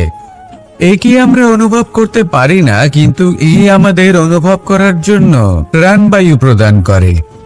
আর যখন চক্রবাতের মতো সে ভয়ঙ্কর হয়ে ওঠে, তখন সমগ্র সংসার বদলে দেয়। এর সারমর্ম একটাই, শক্তি। মতভেদ, ক্রোধ, বিবাদের শক্তি যদি থাকে, তা আছে প্রেমের মধ্যে। তাই এই প্রেমকে মনের মধ্যে রাখুন আর আমার সাথে বলুন, রাধা রাধা। জীবনে দুই ধরনের আবেগ রয়েছে, যার কোনো মূল্য নেই। আমার কথার অর্থ এটা নয় যে এদের কোনো গুরুত্ব নেই, গুরুত্ব যথেষ্টই রয়েছে, শুধু এদের জন্য আপনাকে কোনো মূল্য দিতে হয় না। প্রথম আবেগ হলো আনন্দ, প্রসন্নতা। এটা আপনি যে কোনো জায়গায় খুঁজে পেতে পারেন, যদি আপনি খুঁজে পেতে চান। আপনি কোনো পুষ্পের সৌন্দর্য দেখে প্রসন্ন হতে পারেন। বায়ুর কারণে যখন একটি বৃক্ষ শিহরিত হয়, সেটা দেখে আপনি প্রসন্ন হতে পারেন। একটা ছোট্ট শিশুর কলরব শুনেও আপনি প্রসন্ন হতে পারেন। একটা ক্রন্দনরত বালককে হাসিয়ে আপনি প্রসন্ন হতে পারেন। সবকিছু আপনার উপর নির্ভরশীল। সেখানে আরেকটি আবেগ হলো দুশ্চিন্তা। মানুষ বড়ই দুশ্চিন্তা করতে থাকে। আজ আমি এই কাজ করেছি, সেই বিষয়ে চিন্তা। আজ আমি এই কাজ করতে পারিনি, সেই বিষয়ে চিন্তা। কাল আমাকে এই কাজ করতে হবে, সেই নিয়ে চিন্তা। আমি কি সেই কাজটা করতে পারবো, সেই বিষয়েও দুশ্চিন্তা। চিন্তা সর্বত্র রয়েছে, যার জন্য মূল্য দিতে হয় না। যত চান আপনি একত্রিত করতে পারেন। একটা গুরুত্বপূর্ণ কথা মনে রাখবেন, প্রসন্নতা জীবনের একটা নতুন সূত্রপাত।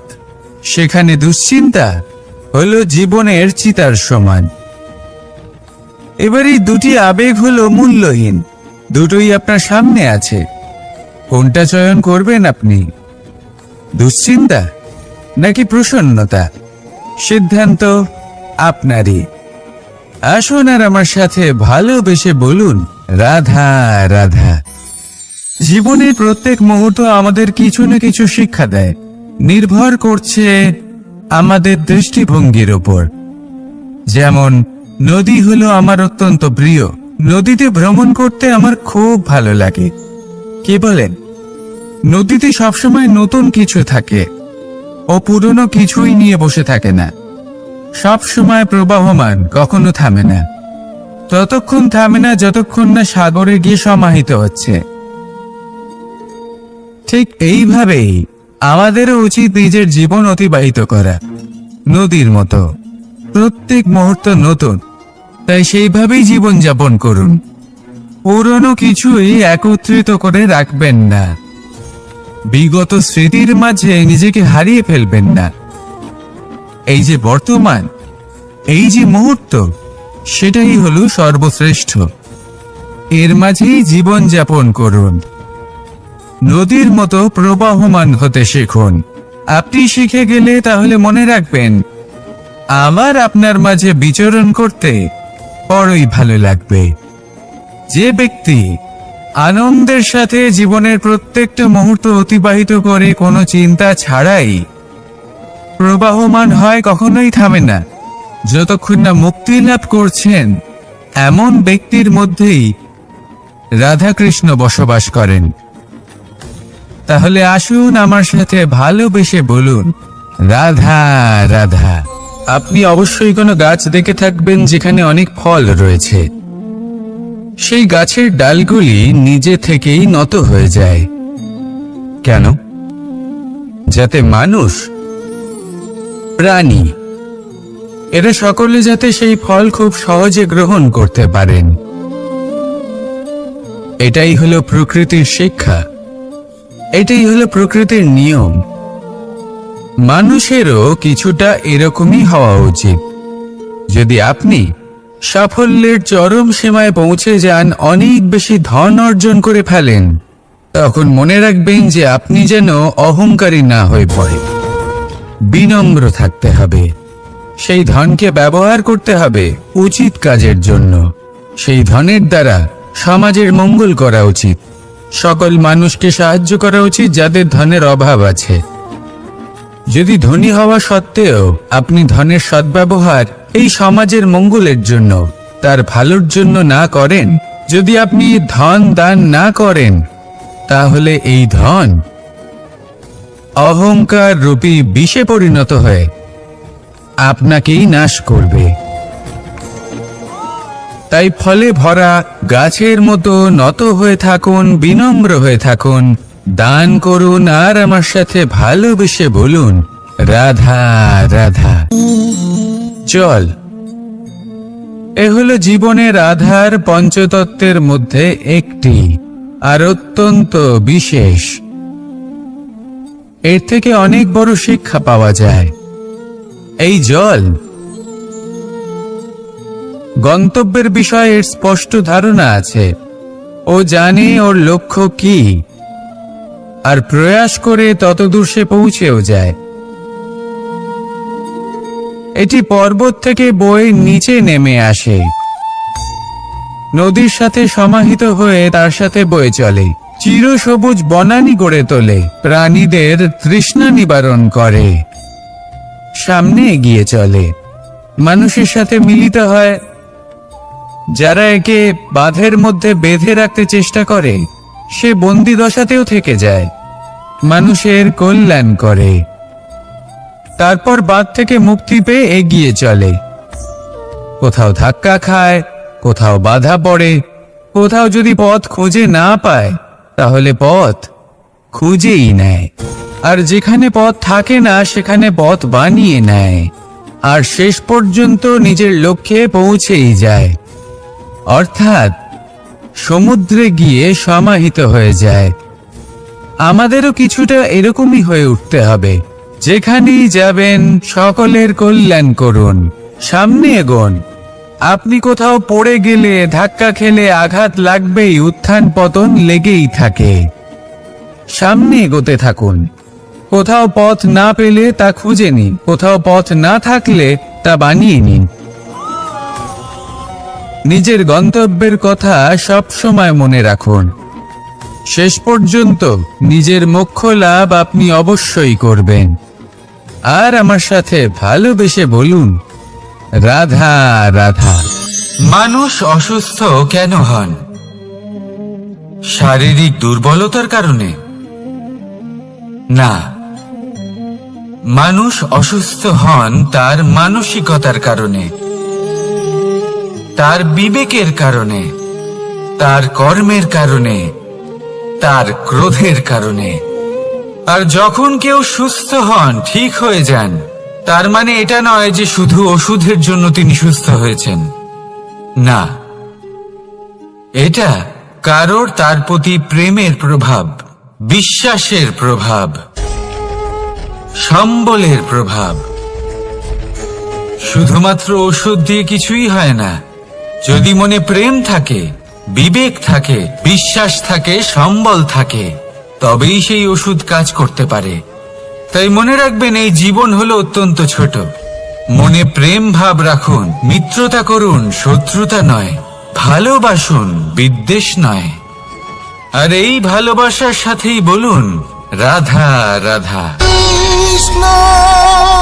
জীবন, এই জীবনের সত্য কি? জন্ম, যেখান থেকে জীবন আরম্ভ হয়, নাকি সমাপ্তি?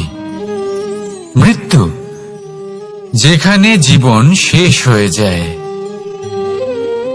জীবনের সত্য এটা নয়, সব কিছু এটা নয়। ভালো করে ভেবে দেখলে কিছুই যায় আসে না যে আপনার জন্ম কোথায় হয়েছে, কিভাবে হয়েছে। এতেও কিছু যায় আসে না যে আপনার মৃত্যু কোথায় হবে, কিভাবে হবে।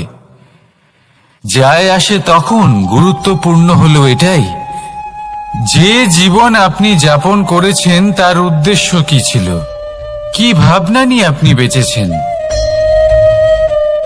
এখন যদি আপনি এমন কিছু করেন যার দ্বারা এই সংসার আপনার থেকে জীবন যাপনের প্রেরণা পেতে পারে, মৃত্যুর পরেও আপনার কর্ম দেখে তা স্মরণ করে জীবনে বাঁচতে শেখেন, তাহলে তার তাৎপর্য হলো আপনি নিজের কর্মের দ্বারা, নির্বাচনের দ্বারা অমর হয়ে গেছেন।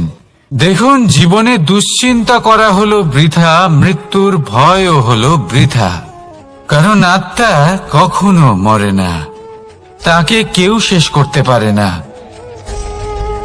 না কাল, না মৃত্যু, আর না সময়। যদি এমন কিছু থাকে যা আপনার আত্মাকে শেষ করে দিতে পারে, তাহলে তা আপনারই নিজের দুষ্কর্ম। তাই এই যে জীবনকাল আপনার কাছে রয়েছে, তাতে শুধু শুভ কর্ম করুন, দুশ্চিন্তা করা ত্যাগ করুন। এমন কর্ম করুন যা দেখে সংসার উচিত পথে চলে আসবে, শুভ কর্ম করবে। যদি আপনার মৃত্যুর পরে সংসার আপনাকে স্মরণ করে শিক্ষা লাভ করে, উচিত পথে চলে, প্রেরিত হয়, তাহলে আপনিও অমর হয়ে যাবেন। আসুন আমার সাথে ভালোবেসে বলুন, রাধা রাধা। কথায় আছে, যা কিছু অন্তর থেকে নিঃসৃত হয় তা অশুভ হয় না। অশুভ হলো সেই বোধ, সেই ইচ্ছে যা অন্তর থেকে নিঃসৃত হলেও কখনোই বিবেকের দ্বারা পরখ করা হয় না। এমনই একটা অনুভূতি হলো ক্রোধ। এই ক্রোধ আপনার বিবেকই হরণ করে নেয়, আপনার করুণা হরণ করে নেয়। আপনি ভাবনা চিন্তা করার যোগ্যতাই হারিয়ে ফেলেন। এবার যদি আপনি সংসারকে নিয়ন্ত্রণ করতে চান, ভবিষ্যতের উপর নিয়ন্ত্রণ রাখতে চান, বর্তমানের উপর নিয়ন্ত্রণ রাখতে চান, তাহলে প্রথমে নিজের ক্রোধের উপর নিয়ন্ত্রণ করা শিখতে হবে। কারণ এই ক্রোধ আপনার বন্ধু নয়, এ আপনার শক্তি নয়, এ হলো আপনার দুর্বলতা। আর এটা শত্রুর শক্তি বাড়িয়ে তোলে, আর শেষ পর্যন্ত ক্ষতি আপনারই হয়। তাই এই ক্রোধকে নিজের নিয়ন্ত্রণে রাখুন। অশুভ মন্তব্য আপনা থেকেই অসফল হয়ে যাবে। আসুন আমার সাথে ভালোবেসে বলুন, রাধা রাধা।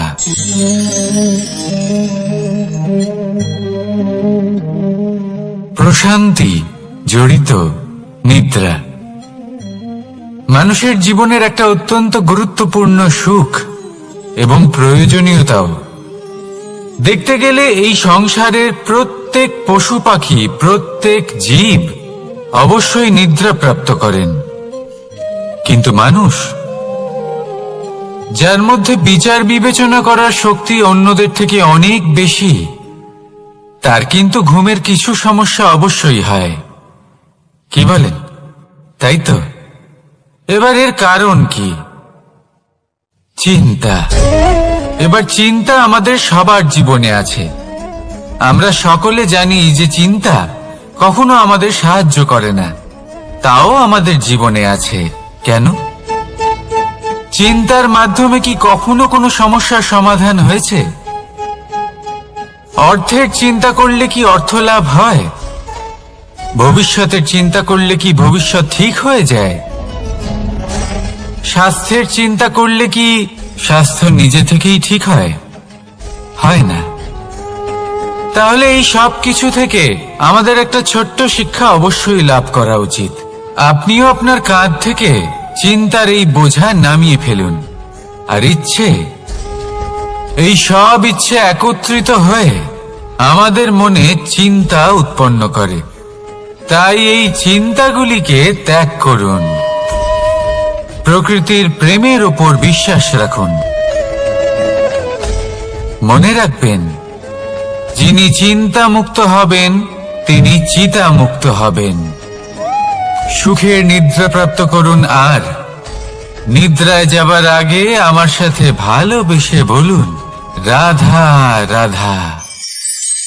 মহাদেব, সেই দেবতা যিনি মহান, যাকে দেবতাদের দেবতা বলা হয়, যিনি হলেন আমার আরাধ্য।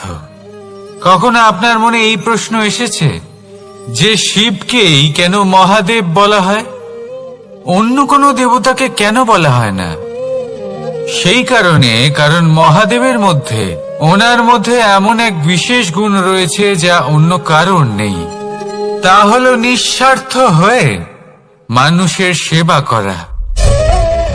যদি প্রয়োজন পড়ে, যদি সৃষ্টির পথে বিনাশের কালো মেঘ ছেয়ে থাকে, তখন নিজের প্রাণের চিন্তা না করে হলাহল পান করার জন্য প্রস্তুত থাকেন মহাদেব। আর এই অদ্বিতীয় ত্যাগের জন্যই শিবকে মহাদেব বলে ডাকা হয়। এবার যদি কোনো মানুষও নিঃস্বার্থ ভাবনার দ্বারা নিজেকে অর্পণ করে দেয় এই জগতের কল্যাণের জন্য, মানুষের সেবার জন্য, তাহলে তিনিও মহাপুরুষ, মহামানব হতে পারেন। যদি কেউ অভুক্ত থাকেন, তাহলে নিজের থালা থেকে অর্ধেক খাবার তাকে দিয়ে দিন। যদি কেউ অসুস্থ হন, তাহলে তাকে সেবা করার, চিকিৎসা করার চেষ্টা করুন। এই জীবন শুধু নিজের জন্য নয়, অন্যদের প্রতি, সমস্ত সংসারের প্রতি উৎসর্গ করুন। যদি এইসব মানুষ শিখে যান, তাহলে তিনি মহাদেবের পথে অগ্রসর হতে পারেন। যদি মানুষ নিঃস্বার্থ ভাবনার দ্বারা এই সংসারের সেবা করতে শিখে যান, তাহলে তিনি নিশ্চিত রূপে মহামানব অবশ্যই হতে পারবেন। আসুন আমার সাথে ভালোবেসে বলুন, রাধা রাধা। স্বর্ণ, হীরে, মুক্ত, মানিক, এই সব কিছুকে আগে পাথর বলা হতো। তাহলে এমন কি হলো যে এদের রত্ন বলা হয়? আর রত্ন তা বাস্তবে আসলে কি? এটা হলো সেই পাথর যাকে আগে আগুনের তাপ সহ্য করতে হয়েছে, পরখ করা হয়েছে, যাচাই করা হয়েছে, এদের কাটার চেষ্টা করা হয়েছে, কিন্তু তারা কখনোই নষ্ট হয়নি, বরং তারা আরো উদ্ভাসিত হয়েছে, আরো উজ্জ্বল হয়েছে, এই সংসারে আরো প্রকাশ ছড়িয়ে দিয়েছে। সেই জন্য এরা হলো এত অমূল্য, সেই জন্য এরা হলো বহুমূল্য, সেই জন্য এদের রত্ন বলা হয়। এবার মানুষের কাছেও এই নির্বাচনের অধিকার রয়েছে যে আমরা শুধু পাথর হয়ে থাকব নাকি রত্ন হয়ে থাকব। কিভাবে? আমাদের জীবনেও অনেক সমস্যা রয়েছে, বাধা আছে, বিপত্তি আছে। আমরা সেই বাধার তাপে উত্তপ্ত হই, এই সমস্যা আমাদের কাটার চেষ্টা করে। অনেক মানুষ বিভিন্ন পরিস্থিতি আমাদের ভাঙার চেষ্টা করে, কিন্তু আমাদের নষ্ট হলে চলবে না। যেভাবে এই রত্ন সমস্যার সম্মুখীন হয়ে পাথর থেকে রত্ন হয়েছে, সেইভাবেই আমাদেরও আমাদের সমস্যার সম্মুখীন হয়ে রত্ন হয়ে উঠতে হবে। এই সংসারে প্রকাশের স্রোত হয়ে উঠতে হবে। তাহলে এটাই করুন আর আমার সাথে ভালোবেসে বলুন, রাধা রাধা।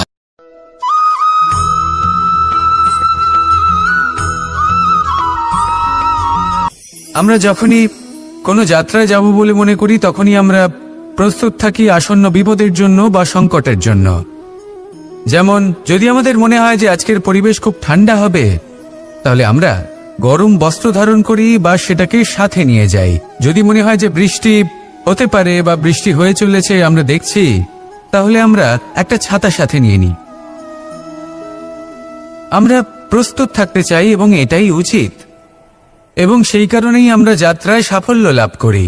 কিন্তু যদি আমরা কথা বলি জীবনযাত্রা নিয়ে, যা কিনা সব থেকে বেশি গুরুত্বপূর্ণ, তাহলে তার জন্য আমরা পূর্ণরূপে প্রস্তুত থাকি না। আশেপাশের মানুষ, এই সমাজ, আমাদের সাথী, আমাদের মিত্ররা যে কোনো মুহূর্তে বদলে যেতে পারেন। সেই জন্য আমরা নিজেদেরকে কখনো সাবধান করি না, কখনোই নিজেদের প্রস্তুত করি না। আমাদের এটা কখনোই মনে হয় না যে এরকম হতে পারে, আর সেই কারণেই শেষে গিয়ে আমরা অত্যন্ত দুঃখ পাই। একটা অমূল্য শিক্ষা আছে যেটা আমাদের লাভ করা উচিত, সতর্ক থাকা উচিত।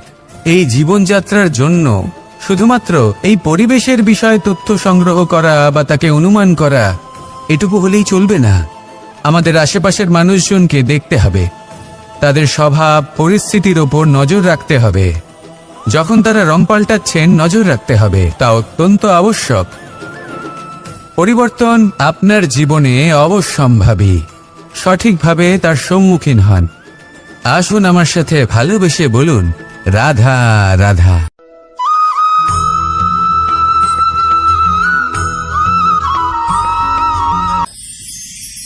ঈশ্বর আসলে কে? সংসারের বেশিরভাগ মানুষের কাছে ঈশ্বর হলেন এই সংসারের রচয়িতা, পালনকর্তা। কারোর কাছে উনি জ্ঞাতা, কারোর কাছে উনি হলেন আস্থার প্রতীক, আবার কারোর জন্য শুধুমাত্র অন্ধ বিশ্বাস। কিন্তু এই ঈশ্বর কি কোনো শরীর, নাকি একটা বোধ, নাকি শুধুই শ্রদ্ধা? ঈশ্বর হলেন তিনি যিনি হলেন আপনার ইষ্ট। সেই জন্যই তো গুরু, মাতা, পিতা এনাদেরও ঈশ্বরই বলা হয়েছে। যাদেরকে আমরা ঈশ্বর বলে মনে করি, যারা আমাদের ইষ্ট, তারা আমাদের একটি পথ দেখান, একটি দিকে চালিত করেন। সেই পথে চলে আপনি শুভ কর্ম করতে পারেন। আর যখন কোনো ব্যক্তি তার ঈশ্বরের আদেশ পালন করেন, তখন সে নিজে থেকেই শুভ পথে অগ্রসর হয়ে যান। বেশ কয়েকজন মানুষ ঈশ্বরের ওপর আস্থা রাখেন এবং ভাবেন যে অনুচিত কোনো কাজ করা উচিত নয়, ঈশ্বর দেখছেন। ওনারা ভয় পান যে কোনো অনুচিত কর্ম করলে কে জানে তার পরিণাম কি হবে। এমন অনেক ব্যক্তি রয়েছেন যারা ঈশ্বরকে বিশ্বাস করেন এবং জানেন যে ঈশ্বর তাদেরকে দেখছেন, তাই যে যে শুভকর্ম ওনারা করেছেন তার ফল তারা অবশ্যই পাবেন। এবার আপনি ভয় পেয়ে ঈশ্বরকে বিশ্বাস করবেন নাকি বিশ্বাসের দ্বারা ঈশ্বরকে বিশ্বাস করবেন, সেই সিদ্ধান্ত আপনারই।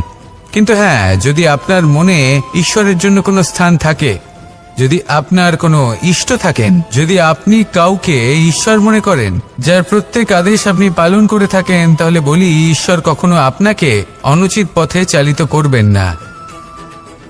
আসুন আমার সাথে ভালোবেসে বলুন, রাধা রাধা।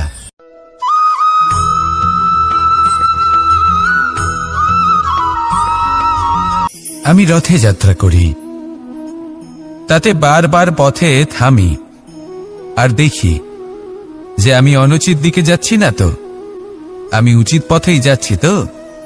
কারণটা কি? কারণ হলো যাতে আমি পথভ্রষ্ট না হয়ে যাই। জীবনযাত্রাতেও এটাই প্রয়োজন। জীবনযাত্রায় ভোগবিলাসের পথে হারিয়ে যাওয়া খুব সহজ। বারবার থেমে আপনাকে দেখতে হবে, নিজেকে কিছু প্রশ্ন করতে হবে। আমি কি আজ সেই কর্মই করছি যেটা আমি করতে চেয়েছিলাম?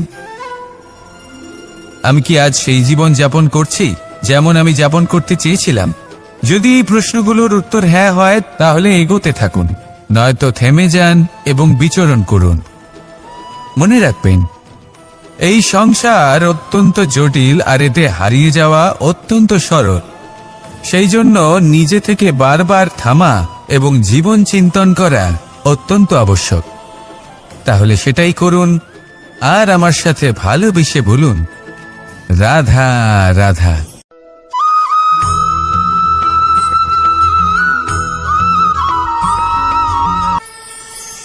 কথায় আছে যে স্বপ্ন এবং লক্ষ্য হলো একটি মুদ্রারই দুটি দিক। যতক্ষণ না স্বপ্ন দেখছেন ততক্ষণ বুঝবেন কি করে আপনার লক্ষ্য কি? স্বপ্ন দেখে যদি নিজের লক্ষ্য বুঝতে পারেন, সেটা পেতে চান, তবেই সেটা লাভ করতে পারবেন। কিন্তু স্বপ্ন এবং লক্ষ্য এই দুইয়ের মধ্যে একটা ভারসাম্য রয়েছে যেটা বজায় রাখা প্রয়োজনীয়। একে আমরা বলে থাকি পরিশ্রম। দেখুন, যদি আপনি স্বপ্ন দেখতে চান তাহলে পরিশ্রম ত্যাগ করে নিদ্রা লাভ প্রয়োজন। কিন্তু যদি আপনি লক্ষ্য লাভ করতে চান তাহলে আপনাকে নিদ্রা ত্যাগ করে পরিশ্রম করতে হবে। তাই আলস্য ত্যাগ করুন এবং সিদ্ধান্ত নিন যে আপনি কি চান। আপনার জীবনের এই তুলাদণ্ডে স্বপ্নের পাল্লা ভারী হওয়া প্রয়োজন নাকি লক্ষ্যের? আমার মতে এই দুইয়ের মধ্যে যদি ভারসাম্য বজায় রাখেন তবে পথ নিজে থেকেই সামনে আসবে। শুধু সেই পথে অগ্রসর হতে থাকুন এবং আমার সাথে ভালোবেসে বলুন, রাধা রাধা।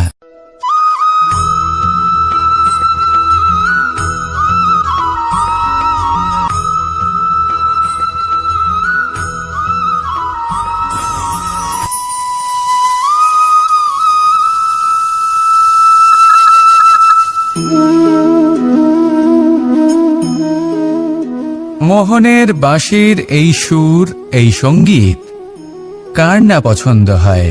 সবারই খুব ভালো লাগে। এবার এই সুর আসে কোথা থেকে? কেউ বলবেন কৃষ্ণের হৃদয় থেকে। সত্য কথা, এই সুর হৃদয় থেকে নির্গত হয় এবং প্রকট হয় এই বাঁশি থেকে। এই বাঁশিটাকে দেখুন, এই ছিদ্রগুলি দেখুন, প্রত্যেকটা সুর থেকে নিজস্ব একটা স্বর নির্গত হয়। এবার যে ব্যক্তি এই সমস্ত সুর এবং স্বর বুঝতে পারেন, এতে নিপুণ, তিনি এই বাঁশির দ্বারা যে সুর নির্গত করবেন তা তো মধুর অবশ্যই হবে। এবার জীবনের সাথেও কিছুটা এরকমই ঘটে। জীবনের কিছু নীতি থাকে, অর্থ, কুটুম্ব এবং আধ্যাত্মিক। যদি জীবনের প্রত্যেকটা মুহূর্ত সুখময় হয় এরকম আপনি চান, তাহলে এই তিনটি নীতিতে আপনাকে নিপুণ হতে হবে। কোনো একটি বিশেষ নীতির প্রতি যদি আপনি বেশি ঝুঁকে পড়েন, তাহলে বাকি দুই নীতি থেকে যা সুখ লাভ করা সম্ভব তা পারবেন না। ধন অর্জন করতে হবে পরিবারের জন্য, পরিবারের সুখ মনের শান্তির জন্য, মনে শান্তির প্রয়োজন মনের শুদ্ধতার জন্য। যখন এই মন শুদ্ধ হবে, জীবন শুদ্ধ হবে, পবিত্র হবে, সুন্দর হবে এবং ভালোবেসে বলবে, রাধা রাধা।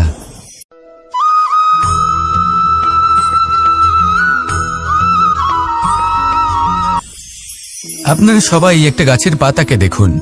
যতক্ষণ পর্যন্ত ও গাছের সাথে মানে গাছের ডালের সাথে জুড়ে থাকে সে সবুজ থাকে, বাতাসের সাথে সে নড়তে থাকে। যতক্ষণ পর্যন্ত ও সূর্য থেকে পাওয়া রশ্মির শক্তি গাছে পৌঁছে দেয় ততক্ষণ ও ডালের সাথে যুক্ত থাকে।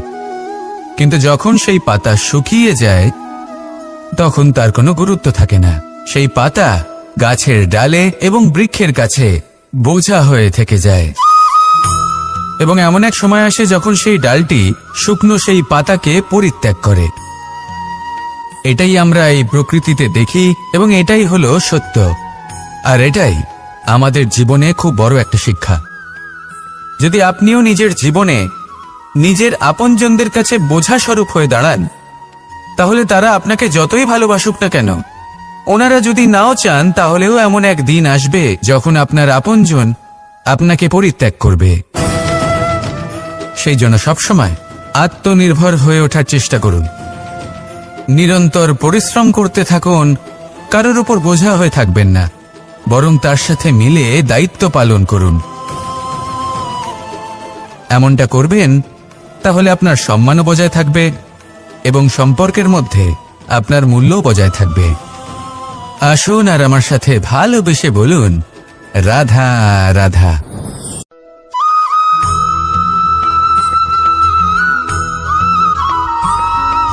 এই শুকনো পাতাটিকে দেখুন, নিষ্প্রাণ হয়ে পড়েছে।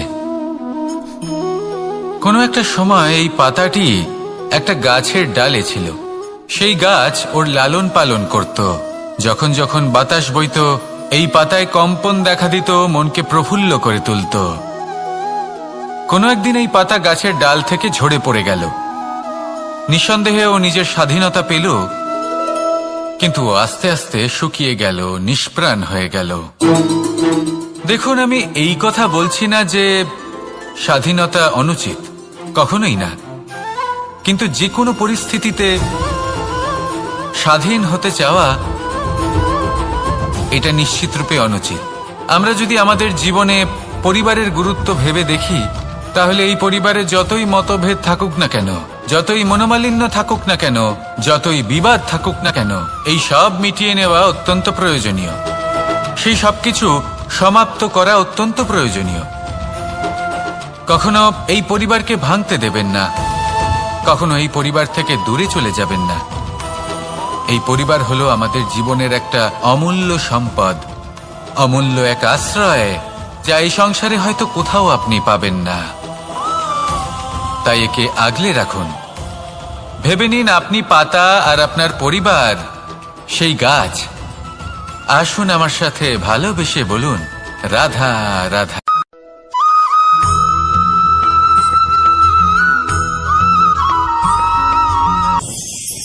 প্রেম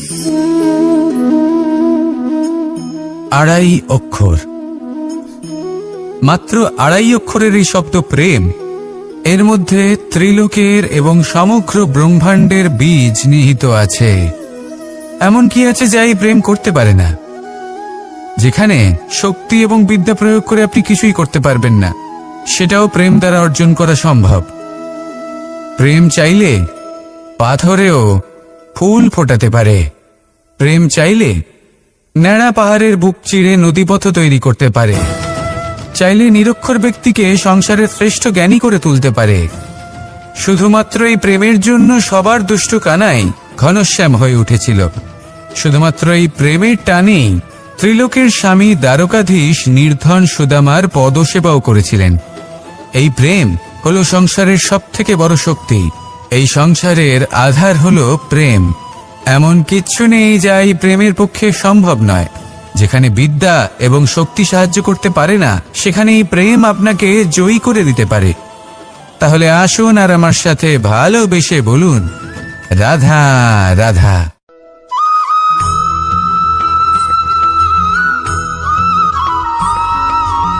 দীপাবলি আমাদের সবথেকে বড় উৎসব।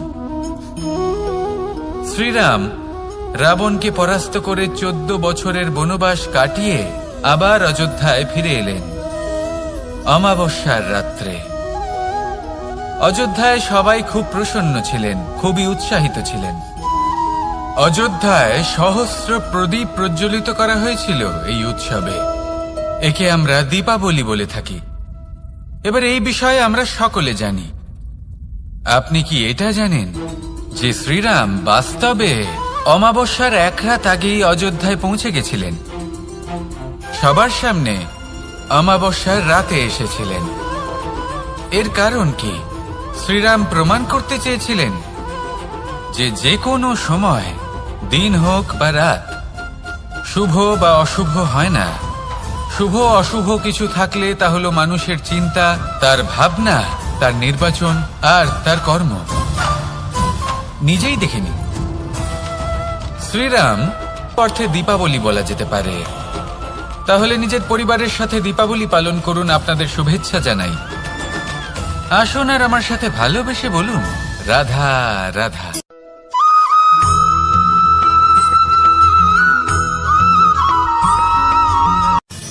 মানুষের এই জীবন, মানুষ জন্ম নেয়, একটা নির্দিষ্ট সময়ের পরে এই সংসার ত্যাগ করে চলেও যায়। এবার শুধু এটাই আবশ্যক নয় যে এই জীবনকালকে আপনি যাপন করবেন, শুধু এটাই গুরুত্বপূর্ণ নয়। আবশ্যক এবং গুরুত্বপূর্ণ হলো এটা যে এই জীবনকালে আপনি এমন কিছু করেন যাতে এই সংসারের মঙ্গল হয়, যাতে এই সংসার আপনাকে মনে রাখে, আপনার থেকে প্রেরিত হয়, আপনার মতো হতে চায়, প্রত্যেক বছর আপনার জন্মতিথির অপেক্ষা করে, এমনভাবে আপনার জন্মদিন পালন করে যাতে সেটা মহোৎসবের আকার ধারণ করে। এবার এই জন্মদিন এমনি এমনি মহোৎসবে পরিণত হয় না। তখন হয় না যখন কোনো ব্যক্তি রাজার রূপে বা কোনো গোয়ালার রূপে জন্মগ্রহণ করে। তখন পরিণত হয় যখন একজন মানুষ জন্মগ্রহণের পরে এই সংসারকে কোনো শিক্ষা দিয়ে যান।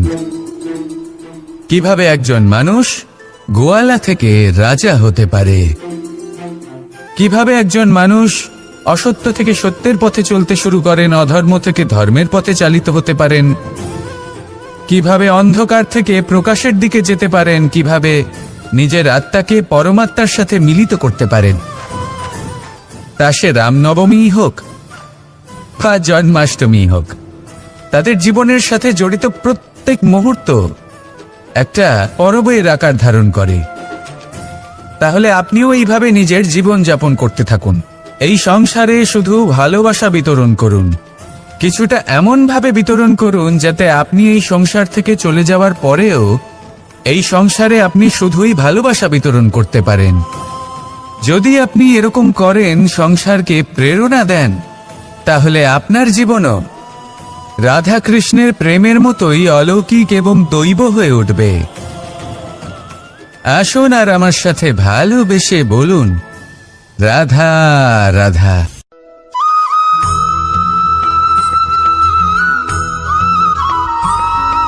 ভোজন। এই সংসারে যেই হোক না কেন, কোনো মানুষ হোক, কোনো প্রাণী হোক, কোনো কীট হোক বা কোনো বনস্পতি হোক, প্রত্যেকের জন্য ভোজন অতি আবশ্যক। কারণ ভোজন থেকেই শক্তি পাওয়া যায়, আর সেই শক্তি দিয়েই সংসারের, আমাদের জীবনের সমস্ত কার্য করা যায়। এবার এমন এক ধরনের শক্তি হয় যা শীতের ঋতুতে সূর্য থেকে আমরা পেয়ে থাকি, আর আরেক ধরনের উত্তাপ হয় যা দিয়ে ভোজন রান্না করা হয়, সুস্বাদু নানান ধরনের ভোজন। এবার অত্যন্ত গুরুত্বপূর্ণ হলো যে ব্যক্তি সেই ভোজন বানাচ্ছেন তার মানসিক পরিস্থিতি এবং সেই ব্যক্তি যিনি ভোজন গ্রহণ করছেন তার মানসিক অবস্থা। যখনই আপনি ভোজন বানাচ্ছেন তখন ভালোবাসার সাথে কাজটা করুন, ধন্যাত্মক ভাব নিয়ে, সৎ ভাবনার সাথে। কারণ আপনার এই মানসিক স্থিতি শক্তির আকারে সেই খাদ্যের সাথে মিলে মিশে যায়।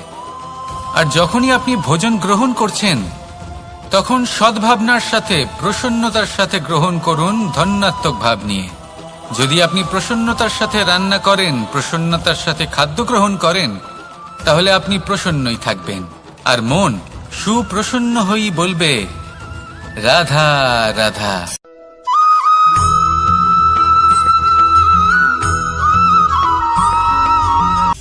কথায় আছে সংসারে নাকি সকল রোগের ওষুধ আছে। যদি আপনি নিজের শরীরকে ভালোবাসেন তাহলে ব্যায়াম করুন। যদি নিজের নিঃশ্বাস